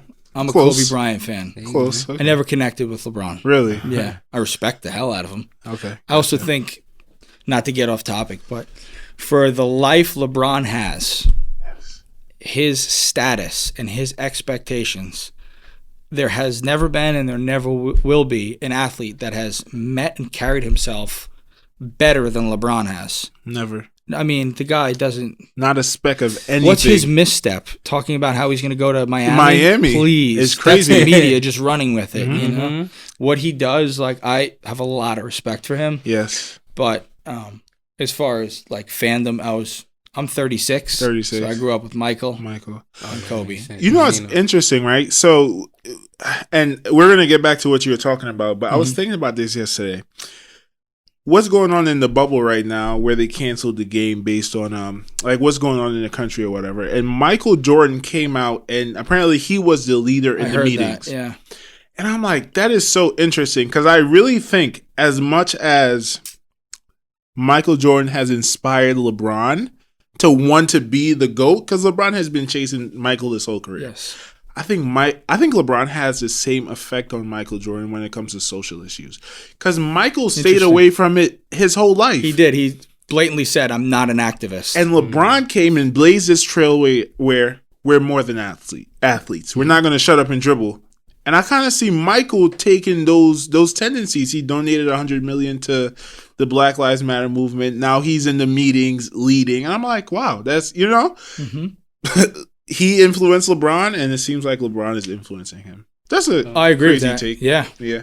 I think, these guys, if they have, a position that they feel strongly about or an issue that they feel strongly about, they have this platform. It would be a shame for them not to use it Absolutely. to the benefit. It's Absolutely. like, yeah, and I definitely support whoever puts themselves on the line like that to take a stand. Yeah. I just wish it wasn't no fault to them. I just wish the country didn't take it so divisively. I see what you're saying. There's just like I can't be involved with that kind of negativity. It's You're not 100% right. No, man, no. The divisiveness is disgusting, and it's from both sides, the left, the right. It's like, what are we doing? It's a toxic discussion. It's people that like it's kind of gross to get stuck in your ideas Yeah. because you're just waiting for your turn to talk when you're doing that, and you start making shit up to prove your point. That's not productive whatsoever. No. So that's not a space that I really give too much energy to. Mm-hmm. I think it's just control your house, control here, Mm-hmm. treat people just the way you'd like to be treated, and those little things. Do that, you're good. You're good to go. You know, That's amazing. Key. I'm getting chills you saying that Yeah, because that's just how I feel. I just feel like there's never ending to the situation. Or if we do have an argument about it, it's more of like, hey, what can we do? And let's go. Really, type of attitude. You know, it's good, but there's no. It's just like a full round circle with the whole thing. yeah, that is not good. Like, that has nothing to do with my goals and how I want to carry myself, and it's the anti to that. It's a distraction. Yeah. Yes. And I respect individuals that really do take a stand for something they believe in. There's a lot to be said for that. Yeah. Because I think it's coming from a good place. Yeah. But 2020, social media, the world we live in, no matter what you say, you're going to piss somebody off. Yes. You're going to cut your audience in half, essentially. Mm-hmm. I wish it wasn't that way, but that's just the reality. Yeah. So And from my standpoint, just control what you can control. Be a decent person whenever you can. Don't look at people through whatever their race, their gender, whatever it is. Just just be a good person. You're a human, man. You're it. And I mean, I don't know if it's the fact that I came from Trinidad and we never had like a race divisive issue there. So in America, I literally, I mean, it sounds dumb, but I don't see color. I mean, Good. a white guy, black guy, Indian guy, you're just a person to me, and I don't get entrenched in feeling a certain way. I judge things objectively. Good for you. That's the right way. I spend all of my time with minorities. Yes. Most of my crew are from, they're Latin. Mm-hmm. These guys left their country to come here and make a better life and work harder than anyone that I've been around. Yes. These are the people I want to spend time with. Yeah. So they could be Latin. It doesn't really matter. It's just we're a crew. This is what it takes right now. They've made the decision to better their life. Yeah. So that's good with me. I know what you mean. Like the race issue in this country, Yeah. I've been watching from afar. I really don't. I don't want to really get too involved with it because I don't think that I'm gonna make everybody happy. And Yeah, exactly. the people that know me know who I am, how you and that's feel. good enough for me. You know. And Malcolm points that out to me a lot on the podcast. Like sometimes I say certain things. He's like, Nick, don't say it on the podcast. If me and you are having a conversation, I understand where you're coming from. Last week you did that, but on the podcast, people take things out of context, and people. Yeah, and I want to touch I'm not implying that people shouldn't put their opinions out there or be muted. Not at all. I just wish people didn't react to people's stances with so much vitriol. It's like I hate to see it, I don't need that coming at me. Yeah. So that's why I'm gonna stay away. Doesn't mean I don't side with certain issues. Believe me, that's not it. Yeah. But the negativity, I erase that from my life. Do you Try to vote? be positive. I do not vote. Not a voter? I do not vote. Who would you want to win this election? I don't think we have a good candidate. That's how I feel too. Yeah. 100%. So Kanye 2020. You got me freaking talking politics here, which I didn't want to do. But so look, to get off the politics talk, so you love cars, and you love the construction business you have. Is there any other interest you have in things that you haven't done yet or you tried and want to get more involved with? Good question. Probably, I'm sure there will be as I get older. Right now, it's about my business, Yes. my family, and cars. Mm-hmm. Cars, yeah. It starts and ends with. My free time is pretty much all centered around cars. Yeah. I mean, that's a good thing. I mean, you listen to Rogan a lot. I'm sure you've heard him say, like, when he does something, he gets so obsessed with it. I'm very obsessive. And so for people like you, don't get into too much because you don't want to be obsessed with too many things. No, I got this. I built this racing simulator in my basement. Oh yeah, I seen that. What is that about? It's bad because I'm waking up at 5 a.m. I see it. I saw Play that. a Like, video what's game. up, really? You know, like I'm. Some point today, I have some work to do today after this, but I'm going to be in that chair at some point. That's not helping anybody. No, but it's going to be fun, and I'm going to do it. That's okay. But I feel like those are important to sometimes sit down if you're not addicted, you know. But sometimes sit down, relax, and go. All right, I'm gonna enjoy myself. I know the work. I know what I can do. Let me enjoy myself. I think part of the thing too for me, part of my psyche when it comes to like purchasing a Ferrari was something that was not supposed to happen in my life. Yeah. It's a goal, and every time I see that car and get in it, it's like, all right, you're doing something right. It's a little reminder to myself. I can only imagine how you feel. It's pretty fun. It's pretty fun. Yeah, I'm fortunate, man. I'm very grateful. No, that's Definitely. Good. That's good. And I already have my eyes on like I don't keep things very long. Okay. I'm an unsettled guy. Okay. So I'm you happy. going to I'm going to keep that car, but I'm going to upgrade to another model Ferrari? pretty soon, hopefully. Yeah. Same color? Or you I like the silver. I don't know. Probably not. What's one of those things? So a Ferrari in your earlier ages was this is the token of my hard work. What is the next token for you to say, wow, I did it again? Probably a second home. Okay. Like a vacation home that I can rent out. Where I don't know. Mm-hmm. Where are you thinking? I don't know. I haven't gotten this far. You asked me a question that I don't have the answer You to don't have right the answer now. to? No. Maybe No. Florida. Who knows? Yeah. Pick a place on a map. Could be it, you know. Go to the Caribbean, man. Have something in the I've Caribbean. been to Jamaica twice. It's the spot. You like it there? I love it. I gotta man. go. I've never been to Jamaica. We went for our honeymoon, and then we went back with our kids last year, 2 years ago. Okay. I have this ignorant thing in my head where I'm like, if I want to go on vacation, either I'm going to go to Trinidad, and I'm not going to go to any other Caribbean countries, or I'm just going to go somewhere else. But maybe I got to open up my mind. You should. It's a lot of beautiful islands in the Caribbean. Dude, we were supposed to be in, my wife and my kids, we were going to Austria in July. And this was like my vacation. Mm-hmm. This was the one that I was looking forward to. So I'm a huge fan of Formula One racing, F1. Okay. And in Austria, they have a Grand Prix there. So we were flying into Austria, into Germany. We're going to do a night in Germany. I had a Porsche rented for the whole trip. I'm going to drive the Austrian Alps in this new Porsche. We were going to go to the F1 race. One of my best clients generously hooked me up with paddock and pit lane passes for my wife, me, and my kids. Okay. That's a big thing for me. Now, what And is they're that? not cheap. You're down in the pit next to the drivers in the cars. Oh, You're yeah. watching the race from their paddock. Lewis Hamilton, Charles Leclerc, Max, everybody right there. Top Yeah. guys. I know Oh, all yeah. those guys. Okay. So, you don't know any of them, Funny. yeah.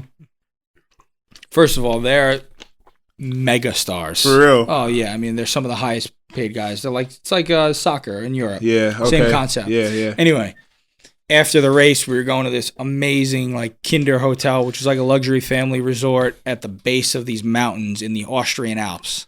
We're gonna stay there for 6 days, and that was squashed. COVID. you know. Oh, because of COVID. Yeah. Wow. And I'll be sightseeing. Yeah, so we're gonna do it next year. Okay. What are you gonna do? You know, I feel like that's the saddest part about COVID. All Yeah. the plans you had. definitely. I was supposed to go to Trinidad this Christmas. I wanted to go to Trinidad for Carnival, which is a big thing. Oh yes, You so ever I heard of worked it? with a lot of guys with Trinidad when I was in the union. There was a lot of guys from Trinidad and Tobago where they were drywall guys. I had a partner named Leon for about a year who was from Trinidad. That's my best friend's name, Leon. Shout out to Leon. My second best So friend. it's been a while since I've seen those guys because they're still in the union. Mm-hmm. But some of the things you're saying are starting to register from Mm. discussions we've had.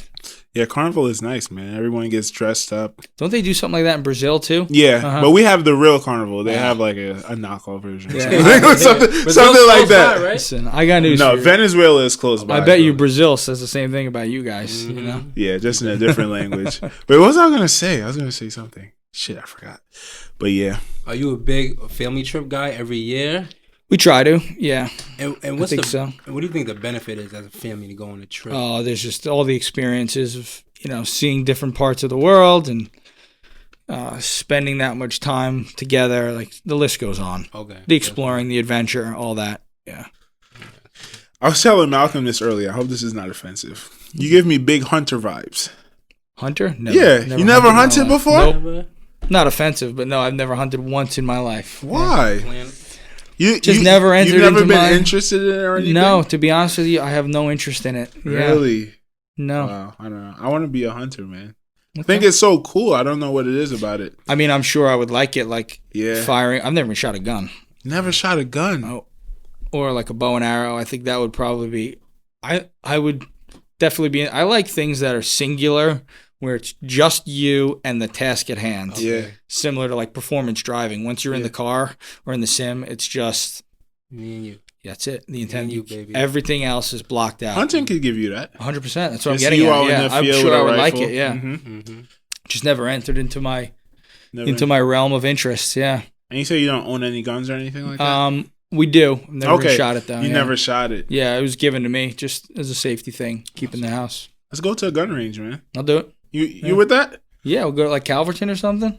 Yeah, that's by me. Oh, that's by you? Yeah, by Yeah, I've never shot Set it up. I'll go with you guys. All right, cool. I've never shot a gun before, but I need to. Oh, there you Because go. me and Malcolm, we have a hunting trip planned coming up. I don't Where know. you guys? Where you two going hunting? Let's hear this. Well, yeah, upstate. My aunt, she has this friend. He's willing to teach us because we Good. neither of us have been hunting before, but I don't know if it's listening to Rogan talk about shooting elks all the time.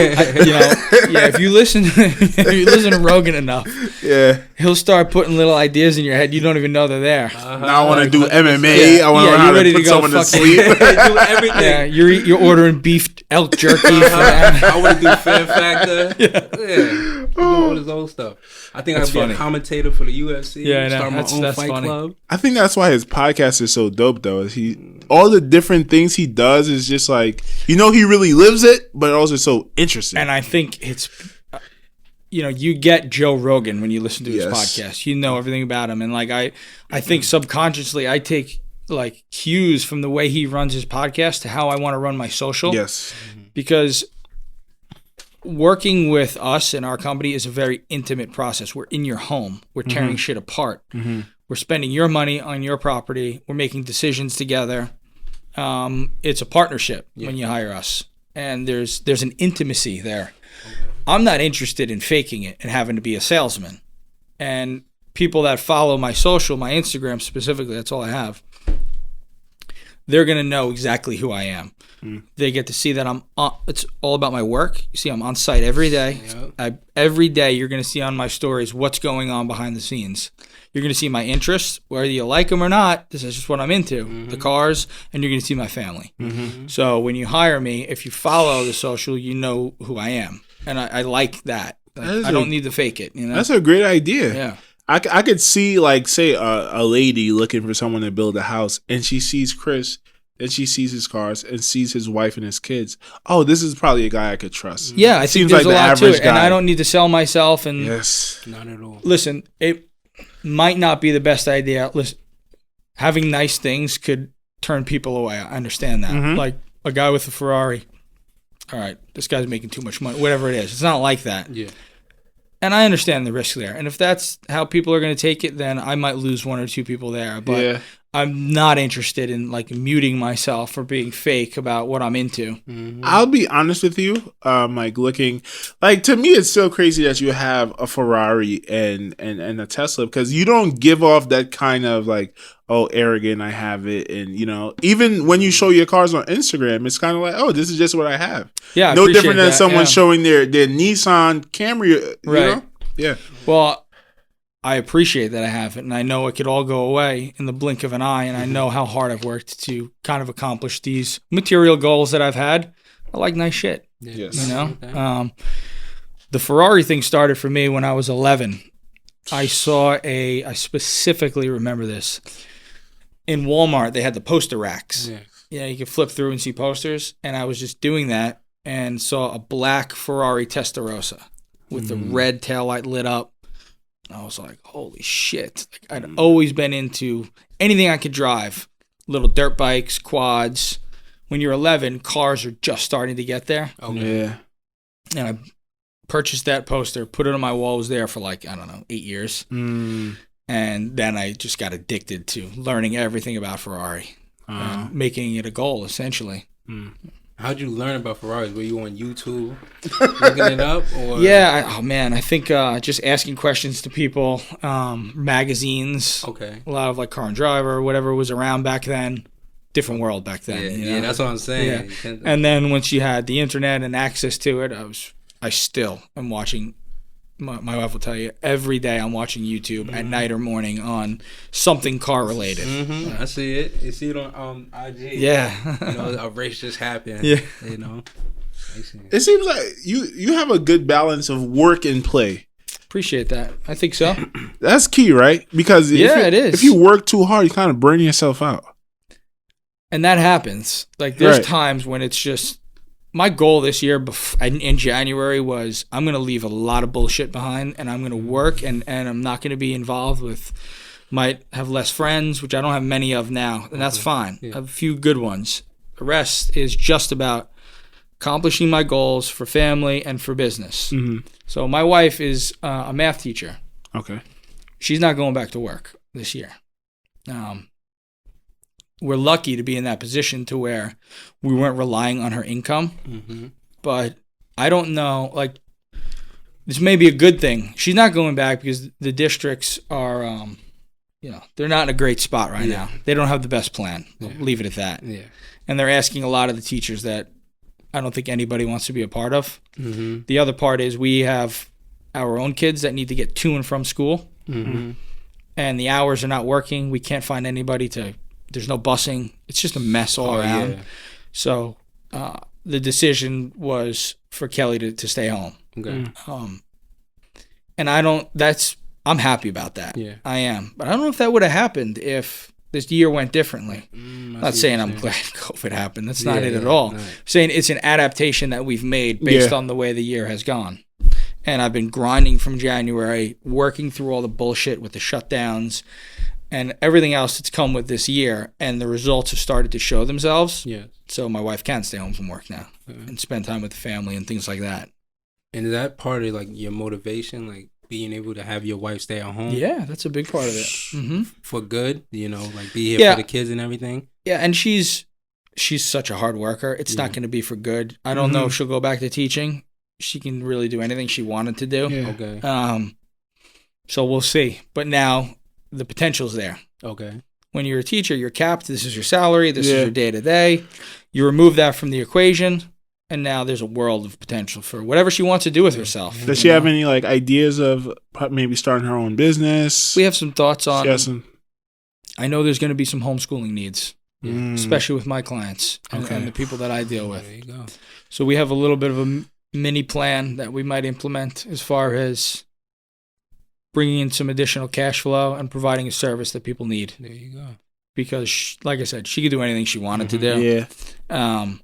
So that's something that you might see happen in the near future. All right. We'll see. You guys are killing COVID. Have to. There Mindset. we go. Killing COVID. You guys are like the Lysol. The Lysol to COVID. It's like Lysol. I want to ask you a quick question. Are you familiar with Robert Dietz? I think Man, that name sounds familiar. he's the chief economist of the National Association of Home Builders. Not off the top of my Not head. familiar with him. No. Well, I was reading the article and they said that the home building. Okay, I'm gonna read because I lost word. He says he anticipates about a 20% decline nationally in single family construction this Who the year. fuck is this guy? Where'd he get that from? I think he's. You're I reading don't too know. I much, thought yeah. this was something that you guys This is- followed. Don't read this shit. Don't Okay. read. These guys. How does he know what people are going to do with their money? Exactly. Okay, I think we give too much stock to articles right now. That's my Okay. opinion. Sorry, I mean I'm just. giving No, it to that's you a great straight. point. Yeah. I'm listening to you, man. I'm learning from you. Yeah, I don't know. We'll see. We'll People are see. spending. They're People are- investing in their homes right now. They're spending more time in their homes. They're adapting their homes to the needs of their business and the way things are, especially with school starting again. Oh yeah, you got to. And I mean, a lot of people are moving. Let me touch on that. Go for a ahead, minute. go ahead, my brother. People are leaving cities, and this guy's saying you're gonna see a decline Okay, this is nonsense, guys. Makes no sense. It doesn't make any Makes sense. no sense. So, Mr. Dietz, whatever. Mr. Dietz. I don't know if you're really in touch with what I'm seeing. I'm in the field every day, Yeah. and the people that I'm surrounded with in my business, people are really focusing on the suburbs and single family homes and space. If you don't need to be in the city, if you are working in finance or tech or whatever it is, and you can work from home, the need for staying in the city is gone. Yes. I don't think it's going to be like that forever, but you're going to see a big change. It's changing. There was some article that came out a few days ago. And it was pretty big. There was like, New York is dead. Speaking of New York City, a lot of people are moving out. A lot of people are selling buildings. A lot of these big, like corporate heads, they're out of New York City. Because of that, there's a lot of people leaving. There's whole apartment buildings in Manhattan empty because a lot of people moved. And this is a conversation me and Malcolm had probably like a month ago. I don't think you've told me I was right yet about everyone moving. You're right. You're right. Yeah, I was like, people living in the city. It's kind of stupid to me personally. I don't know if that's the right thing to say, but I think too many people put stock into living into a city like this. And with COVID, it opened our eyes up that, hey, I could do whatever I need to do in Albany, in Utica, wherever it is. Spot. Yeah, pick a spot. Pick a Give me spot. a internet connection. So you have the school system in New York City, which is a disaster. Okay, Yes. so people don't need to rely on that. They can go pick a spot based on, the school system, the district, or just go to private school. But yeah, to your point, people are leaving the city. We're seeing the data is showing that. That's real data, not opinions on what we think are going to happen on a spreadsheet. Yeah. So, yeah, we're seeing the demand. We're booking about 13, 14 months in advance right now, which is nuts. But we're squeezing other little things in. Like, we're not saying no to new clients, but there's, depending on the scope of the work, there's going to be a waiting time. Okay. Are you still a real estate investor? Would you consider yourself? Well, I am a landlord. Okay. I have one piece of property I'm a 50% owner in. But right now, it's just been, I've been investing in the business, building up the crew, and just handling what I can handle as far as the demand for our services. And I feel like that's very important. Like, I always go back. So every time I refer to the podcast I listen to, it's a gentleman named Todd Billy. And he always talks about, business and everything. And what you pointed out was, your landlord owning 50% in a building. But you said you're reinvesting your money back into the business. And he was saying the same thing. He said, if you have $30,000, why would you go get a piece of property that pay you $800 a month, where imagine you put $30,000 back into your business to make more money? And I feel like that's so important for people to know. Yeah. If you do have a business or anything of your own, it's just so important to reinvest it instead of trying to go be the next real estate guy or the next whatever thing you see on the internet nowadays that people always love to promote. Yeah, I'm in no position to be giving advice. So people that are listening and you guys don't take it as advice unless you want to. I'm just going to give you my perspective and the decisions I've made and what has worked and what hasn't worked for me. Okay. And I'm more of the big picture guy to a fault. Like, sometimes I don't look as closely at the numbers as maybe I should.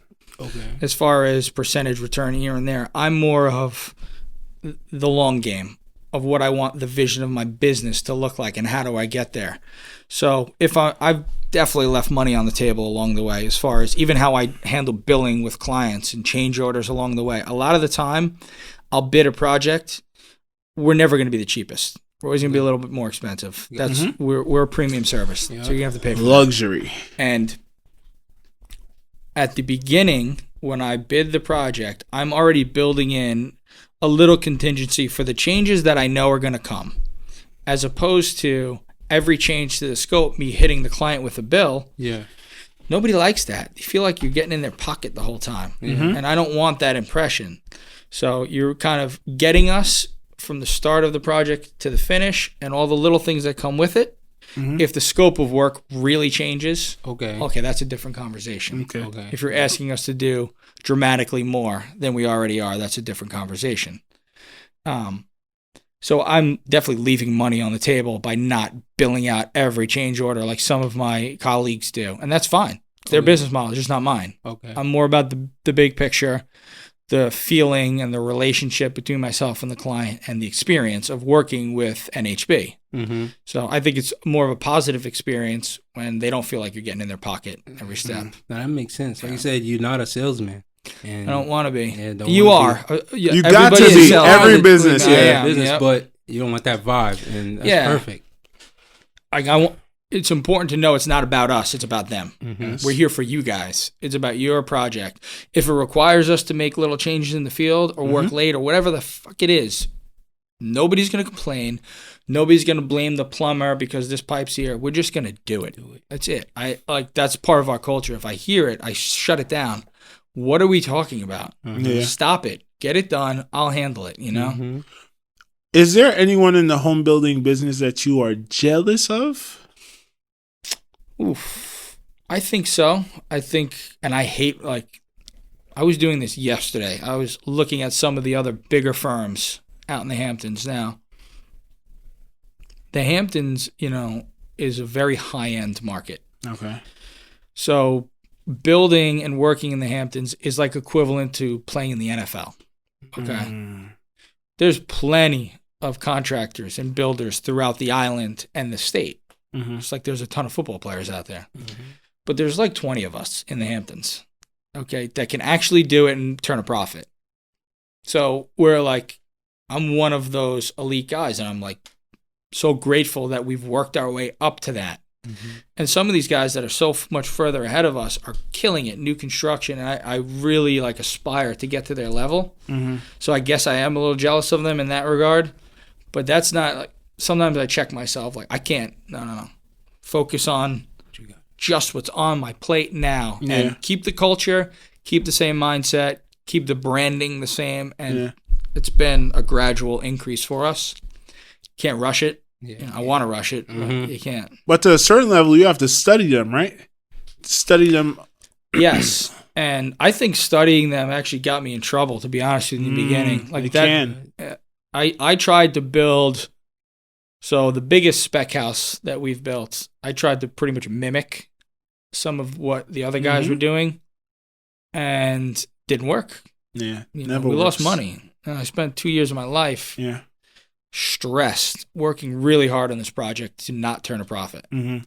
Tough. It's similar to podcasting. I mean, for me, I studied, as you know, I'm a big Rogan fan, Charlamagne, Andrew Schultz, and you study these guys, and you know what I mean? Oh my God, I'm jealous of them. I want to be where they are. And you have to use that. It's okay. Yeah, you use it, but you have to be very careful with what you're doing. Yeah. You know what I mean? Can't just copy someone, because I've definitely done that before. Yeah. Right, okay, let me just try to be just like Joe Rogan today, or just like Charlamagne. And you got to be yourself. You guys have done what? This is the 14th episode? Yes, 14th episode. So you're just 14th, getting your 14th. footing, you know? Yeah. I mean, definitely study them like you're doing. Yeah. I mean, I think we're getting to the point where we can study ourselves. Yeah, that's a good point. You know, okay. I like that. We need to clean that up. Because, bro, I spend years studying these guys. So for me now, it's like, okay, I know what a good podcast looks like. I know what a good conversation looks like. I know what attacking a certain topic, what it should look like. And I judge myself now. And it honestly, it got to the point where it's hard for me to listen to other podcasts. Wow. That's Yeah, interesting. it's hard. So I'll touch on that. Yeah. There's programs on TV about house building and real estate purchasing and all that. We've seen them all. Yeah. It's hard for me to watch those. Yeah, I'm just like, oh, that ain't it. Or like this freaking guy's making that much money doing this. Yeah. That's bothering me. So I just turn that shit off. I know it. When you're so competitive and you love what you do, you kind of get a little bit of hate in you, and it's like, it's natural. Fuck that guy, you know? That's all. He wrong. sucks. I see a lot of people on Twitter that tweet about that. It's like, why? It's like these people on these HGTV flipping homes. This stuff is not realistic at all. It's all staged. Yeah, it's tough. It's ridiculous. It's a television show. Exactly. That's what it is. Mm-hmm. Yes. It's a reality show. I'm sure basically actors. I'm sure you'd like to have your own reality show, the NHB. So 5 years ago, yeah, I would have jumped all over it. And there's been conversations There's Really? been a small conversation with some connections to Netflix and things like that. Oh wow. I shouldn't even said that. It's so minor, and it Yeah, wasn't I even get what you're about us. It was just something that we might have an appearance on. Yeah. Okay. Okay. Yeah. And now looking back on it, it's not something that's in my, being honest. Like, Yeah. if the right opportunity was there and it made sense, maybe I'd be excited about it. Mhm. But right now, it doesn't mean anything to me. Anything. Why Nothing. is that? I think there's producers involved.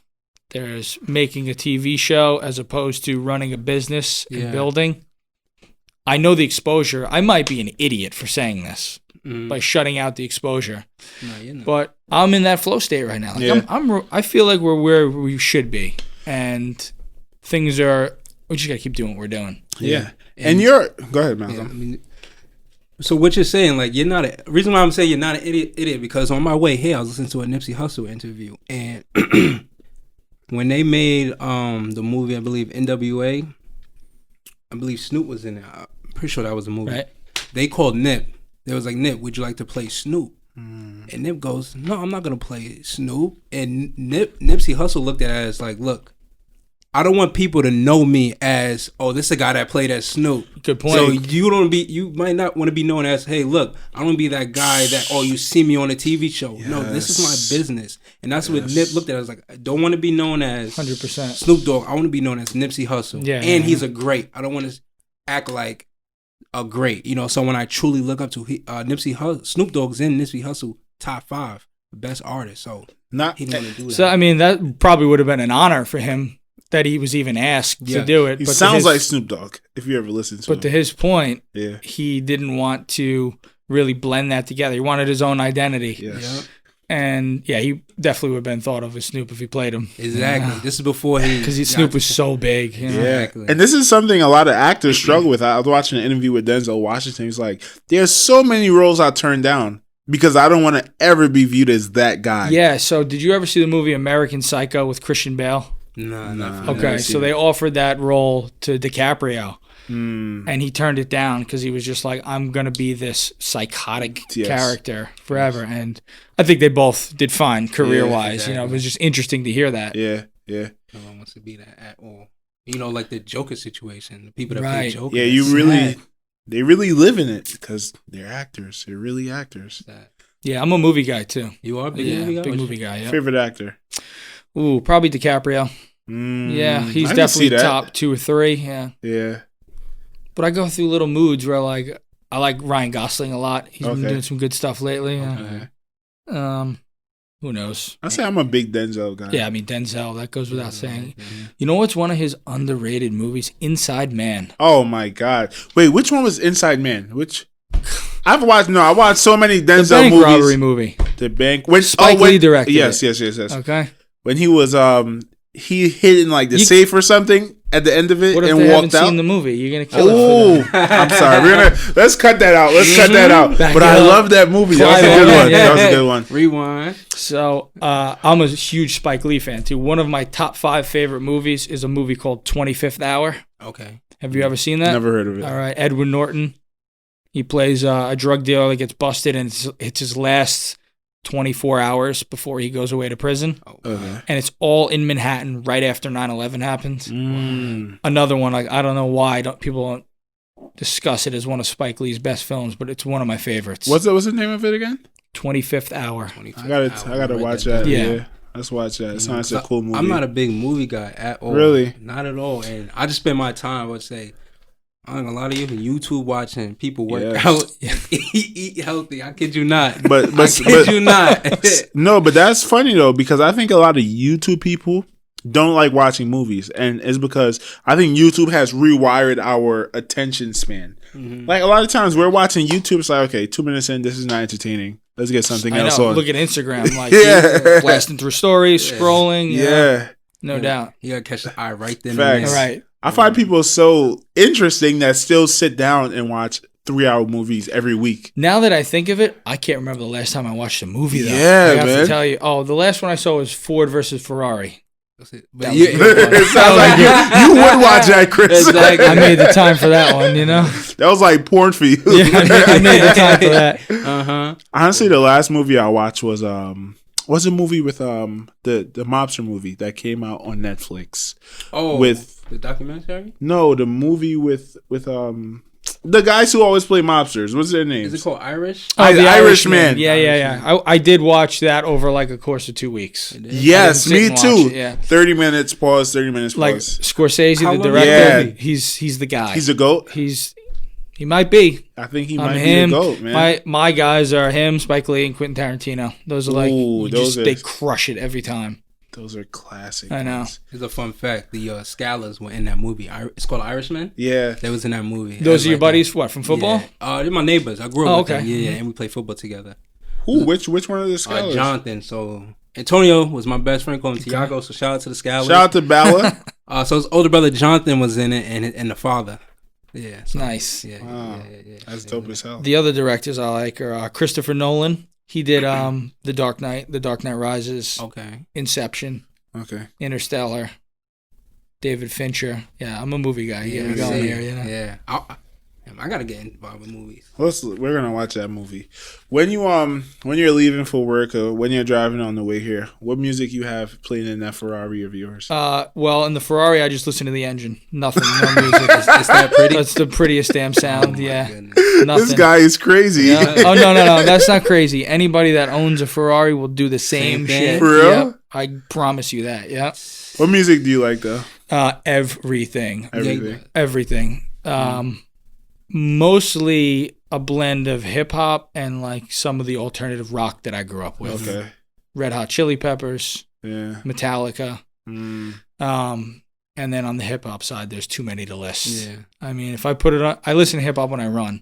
I do it on my stories. Yeah, That's usually what I'm yeah. listening to. Yep. Where do you get that visual from of showing the feet to yourself? Like, I copied it from my boy Brendan Follis. Shout out to Brendan. There you That's go. my Big shout guy. out He's to a Brendan. he's a client of mine. okay. He's a legend. Follow him on Instagram. He's got like almost 150K. Wow. Mm. He's married to Hannah Brunfman. Okay. Hannah, her mom was the original actress, the actress in the original Shaft. Okay. Mm. So that's Brendan's wife is Sherry's daughter, Hannah. Wow. Shout out to you, Brendan. And Hannah's got a big following too. Anyway, great people. They've done amazing things for me in my business. They're clients of mine, and they've always gone out of their way to like promote me and put me on their YouTube. Oh wow. They don't need to do that. I never asked for it. They did it on their own. I'm so grateful to them and the connections I've made because of Brendan and Hannah. So shout out to you guys. Yeah, That's really- they're two goats, no doubt. yeah, There we go. definitely. But what were we talking about? Oh, the running. You're right. Yeah, bit. the visual. I copied it Brendan. from Brendan. He did it on Brendan? his story, and I'm like, I'm stealing that. Yeah, you got to. Uh-huh. I want to steal it too. Yeah, steal it. Yeah, Fucking, it's just my feet, you know. Uh-huh. And to backtrack a little bit, I'm not gonna let you get away from this question. All right. Favorite rapper of all time, or best? Let's go as best. Let's see what your musical taste is. The best rapper of all time. Man, I probably listen to Eminem the most. Mm. I'm not saying he's the best. Mhm. I think the most influential was probably Tupac. Absolutely, Yeah, absolutely. and he's up there. Yeah. That's subjective. Yeah. We're in really Brooklyn right now. subjective. Yeah. We're in Brooklyn. We're going Nas. That's Queens, right? Yeah, Nas is Queens. Nas Biggie, Queens, shout out to Biggie, man. He might be it. He might be You don't it. want to hear who my favorite rapper of all time No, tell is. me. You can't say that and not say it. Yeah. Kodak Black. Really? I don't think he's the GOAT yet. I think in about 10 years he will be the GOAT. I think this guy is talent. So that's your guy. unprecedented. You're connected to him. Oh my! I think we're the same person. Yeah, yeah. Even though we live It's completely funny how different we lifestyles. find those little actors, rappers, whoever they are. We find those little guys that we connect, athletes, you know. Yeah. Like me, I mentioned this to you. Mhm. I was a big football fan growing up, New York Giants fan. My favorite player of all time is Ahmad Bradshaw. Mm. And that's like, he's a little off the beaten path. Yeah, You know, yeah. he's not that like, he's not the most popular guy, but what a stud he was. stud. That was a running back, right? Him and Jacobs were the Jacob, duo, yeah. what made you lock into Ahmad Bradshaw? He was a pit bull. I loved his grit. Though he was a grinder. He played so Yeah. hard, Yeah. and I had tendencies like that. I was never the most talented. Mm. When I was, on my soccer baseball team, I was, pushing the pace. So- Always the hardest worker. So do you think it's these little like personality traits that we lock on into these people that makes us like just that's resonate there. with them? No doubt. I could Mhm. definitely see that. I can name 100 things that I think me and Kodak Black are just like. I mean, the reason to me that I'm so fixated on MJ and Kobe is their mindsets. Yes. I mean, it's cliche. Mm-hmm. Everybody's a fan of them. Yeah. But I've read, so there's a book called Relentless Relentless. We'll by write that Tim down. Grover. That's a trainer, right? He was Kobe and MJ's trainer. And Dwayne Wade's trainer. I And think Wade's also, correct. Yes, yeah. And a few others, but the big two, and then Wade was the Yeah. third. Yeah. Okay. So listen to that audiobook, read Okay. the book, whatever. I've heard it twice. Okay. And most of it is his interactions with MJ and Kobe and how they carried themselves. And that will really get you fired up to, yeah. Is that how you try to carry yourself? Yeah, I do. Yeah. It's Day little, in, day out. uh-huh. Oh, that's good. I mean, as much you can, Yeah. if you ask yourself, how would he handle this? Yes. Mm-hmm. Do it that way. He's always, See, I like that. That's a gem right there. For people that's watching this, that's a gem. If you're in a situation, just think whoever you look up to, how would they fix for it? me, it's Kobe. It's always been Kobe. I wore number 8. He wore number 8. No bullshit with that man. Not at He was all. there to get it done. And I love that about him. I respected that so much. We need more of that, man. Yes. Definitely. We really do. How did the passing of Kobe affect you? The hardest, so much harder than I ever imagined. It's crazy. I mean, I honestly I didn't cry. I don't remember. I haven't cried couldn't even tell you. Mm-hmm. But I was really getting choked up for like 3 days, especially being a dad because of his daughter. Wow. It was like, I was shocked how much it hit me and still does. Like, Man, like every time I see a picture or video of Kobe, I'm like, is this guy really dead? Like, I'm sure he's just in a cave hiding somewhere. It's like he's immortal. it was a weird one, man. It's because it hit me so hard. Yeah. Haven't really, For I'm not a very emotional guy. And Yeah. that one was just like, I heard a lot of people saying that. They were like really crying I and don't stuff know, like that. man. It's Because just, of how harsh the death was. too. Yeah. For me, it was a double whammy. I think I've told this story here before. My cat died the same day oh no. that Kobe died, and we were having like this funeral Double service. sadness, right. We were having this funeral service for my cat. I was at my ex-girlfriend's mom's house, and I wake up, and my girl was like, "Hey, Kobe Bryant just died." I'm just like, "That's wrong. That's What wrong. are you talking Yeah, about? Like, I know. no way. Kobe passed never, right?" I mean, I was like in a funk. Yeah. Like down. No, for yeah, a week. it definitely shook the mood. Actually, I'm gonna show you this video. Have you ever seen the commercial where Kobe like blew up a helicopter? No. Man, this is so creepy. This was shot this was a really old commercial. Look at this. This is like really, really creepy. Ads, get out of here. From coverage to care can show you how. For the most affordable healthcare option, find a provider who takes your coverage. My mom hates when we do this, by the way. When we show. Do you hate it? Nah. Get Mom. some more engaged.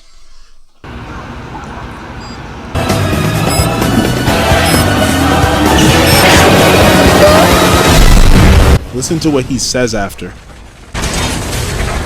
Arrivederci. Arrivederci, which means goodbye. Accident. Black Mama doesn't end. Heroes come and go. But legends are forever. Creepy? Very, very creepy. I don't like shit like that. It just makes too much sense. Too easy much. to It's like, connect. what the fuck? That's I don't how I know. was feeling. I don't know that and this is the stuff why people believe in the Illuminati. Like I don't know, man. It's too similar. Yeah, right. Everything, and then just what he's talking about. Arrivederci, goodbye. Legends never die. Like, what is the appeal of a commercial like this 10 years ago? You know what I mean? Like, I Yeah, don't get it. That's a great question. Why does that make sense in Yes. any other context but except connecting to the way he passed away? It's crazy. the only It's crazy. And what really fucking hit me hard with it was how the stories of how close he was with Gianna because I'm really like Olivia and I are super So close. super close. Yes. Like it's Man, when I found out Kobe Bryant died, after I told my ex-girlfriend to get out of here, I'm like, wow. I feel sorry for Gianna. They're literally always together. That's his little Mambasita. He called her Mambasita. I know people don't have favorite children, but if Kobe did, it was definitely the little Mambasita. And then I found out they died together, and I'm like, wow, that's fucked up. But at the same time, was it like destiny? Like, I don't know. But I was thinking the same thing. You can't help but think like Yeah. they were together. Mm-hmm. They were on their way to practice Yes. or scrimmage or something like that. Practice. Yeah. Crazy. It's a crazy. Go ahead, Malcolm. Nah, to go on a more positive side of Yes. Kobe Bryant. Let's not end Kobe Bryant wore number 24, and then he wore number 9 when he was on the Team USA. Right? He wore Oh, 9? no, he wore number 8. 8? No, or 10. Well, 8 was always his number. Sorry, he wore number 10, I believe. I don't on the USA team. Yes. Why? But here's what I'm going to say. Michael Jordan wore number 23, and I believe Michael Jordan wore number 9. So he was Team one USA. after. Do you think, with Kobe mindset, he was Fuck always yeah. trying to be one up on Jordan? Yeah. I will bet the house on it. Definitely. I mean, He's the future. I'm the next. Yeah. Mm-hmm. I mean, I think that's very apparent when we see LeBron being as confident he is. He just calls it out. Listen, I'm chasing Jordan. Hey, I'm gonna wear 23. Jordan. Yeah. What I loved about MJ and Kobe is the self ownership. How it was, they put the blame on themselves. Like it was about controlling themselves. Yes. Both had 2 quotes that I loved. See if I don't butcher this. One of them, I think Shaq said this about Kobe in practice when he was like, he realized, damn, this young guy is legit. Dog. Kobe was going off in practice, not passing the ball, scoring every basket. And Shaq was like, hey, Kobe, you know there's no I in team, right? And he looked at him. He said, yeah, but there's an M-E in that motherfucker. He's a bad motherfucker for saying that to And Shaq, that, like, too. that still gives me chills. Yeah. A young guy saying that to Shaq. To Shaq. And that's just like, that's the mindset. It's That's where it starts and ends for me. And listen, it's ridiculous to compare anything that we do to Kobe Bryant in that sense. But Yeah. when you can pull things like that, whether it's business, whatever it is you're trying to accomplish, for me, even if it's a little cheesy, I don't care. It works. It helps me stay focused and motivated. Yeah. And then with Michael, somebody said the same thing to him. See if I don't butcher this. I'm gonna butcher it. I don't remember. Hey. So- Something good. about something about win. Yeah. He's like an I in win or something Yeah, like yeah, that. yeah. The I in win. Yeah. Why can't I think of this right now? I thought Kobe said that, but yeah, I think you got it right. Yeah. But what was I gonna say? Me and Malcolm was having this conversation. There's no I in team, but there's there an is I in an win. win. There you Yes, go. thank you. The mindset. It's so interesting, right? Like, okay, LeBron. I don't know if I'm ignorant for saying this. I feel like a lot of people correlated these like really just like locked in athletes with people with a rough upbringing for a long time, right? Am I incorrect in saying that, or do you Keep going. I'm kinda- listening. Yeah. With Kobe and Michael, these are 2 fairly privileged guys. Great And families. Great family, everything, mother, father, Yeah. the whole 9. I think that just might be a storytelling aspect that people latch on to. It might be. You know, meaning the media and journalists Yeah, and all you're the right. full of shit people, you know. Uh-huh. I think we uncovered that last week too, because we were talking about how the NBA is becoming this suburban league. Stephen Curry, Klay Thompson, Michael Porter Jr., all these guys are from the suburbs. Right. Big houses, nice family, and stuff like that. So, yeah. It's an interesting point. Definitely is. But, you know, Michael's dad pushed him. Yeah, absolutely. I don't remember hearing about Kobe's parents. I know his father did he play in Italy? Yeah, he Yeah. played. I don't think they were very close. Okay. At the time of his passing, I don't think they were like on speaking terms at all. So those are 2 guys that I look up to a lot. Another one in the racing world, Okay. in the We got F1 racing world, is a guy named Ayrton Senna. Ayrton Senna. Ayrton. Senna, Senna. Watch the documentary called Senna, and you'll get it. Okay, gotcha. He's the Kobe Bryant of F1. He's the GOAT, the fastest ever. Linear mindset, all the same characteristics, and he died on the track. He's a legend of legends. 3-time world champion in a row, racing for McLaren and Williams. Like, watch that documentary. You won't be sorry. Yeah. it'll get you into F1 too. Yeah, definitely. F1's a great sport. It's very individual. There's a huge team aspect, of course, because you're part of a racing team. Yeah. But when you're in the car, it's just that, Yeah, just you. That mindset. yeah. Do you think there's any downfall to having that mindset? I bring that up because Of course there is. Why, That's life. watching the Jordan doc, it seemed like he pissed a lot of people off. Didn't have a lot of close friends. You know, maybe that's a downfall. I wouldn't even characterize that as a downfall.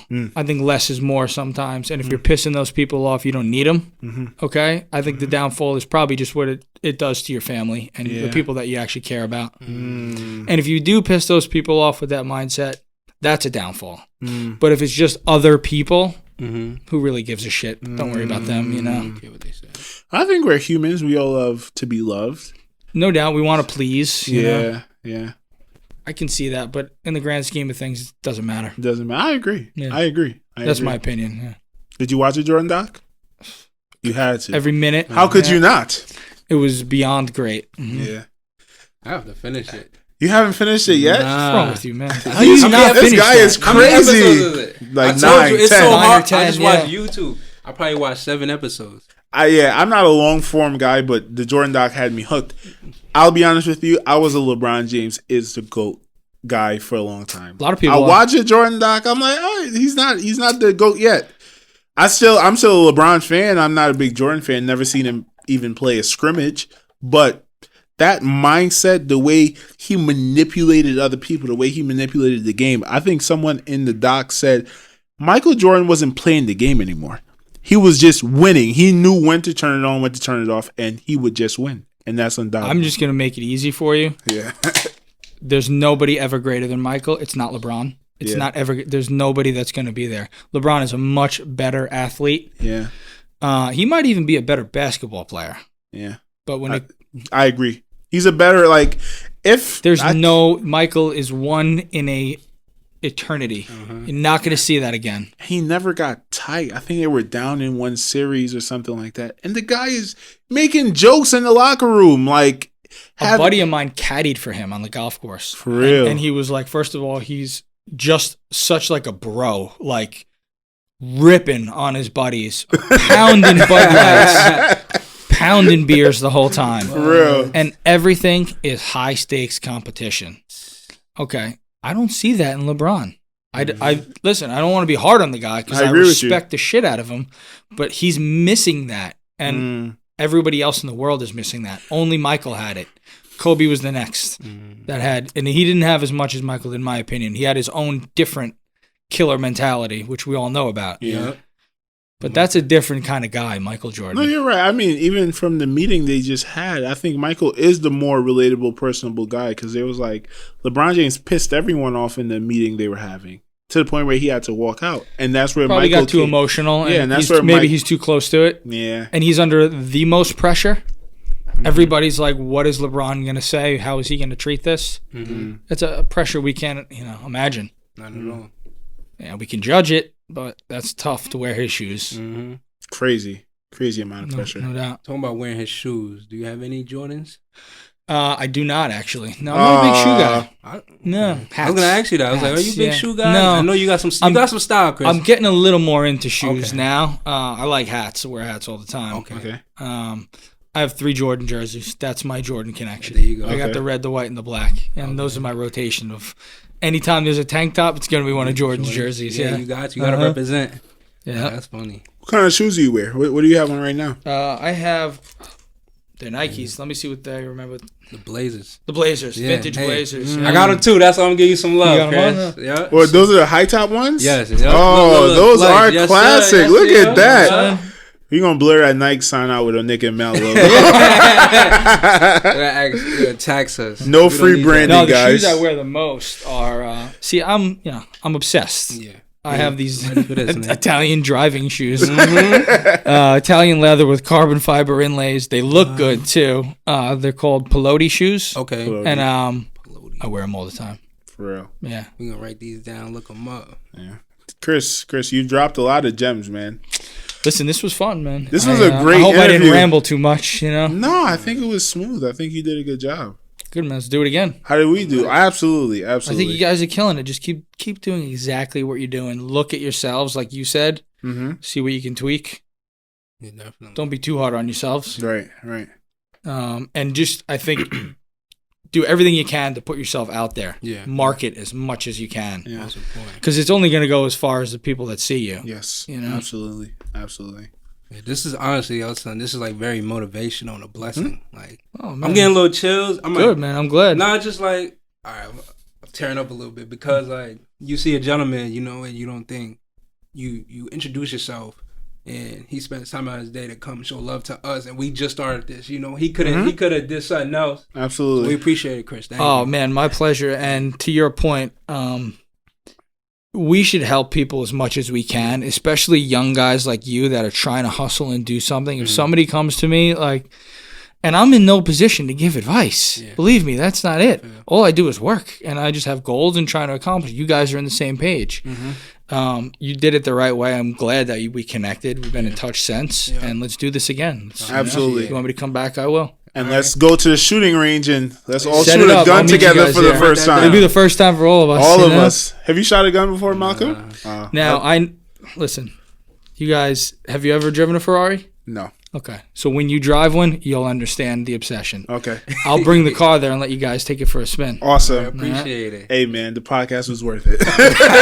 That's why I'm here. Got it. Hey, but Chris, thank you very much for coming here, spending time out of your busy business-packed day to just have a conversation with us, man. Appreciate it. My pleasure. Thank you, gentlemen. Appreciate To it. the fans, guys, thank you for tuning in and joining us on this journey once again. We thank you very much. And like that, we're out. Split out. We out. Thanks, guys. Chris, that was good, bro. A lot of great. Honestly, it didn't even feel like we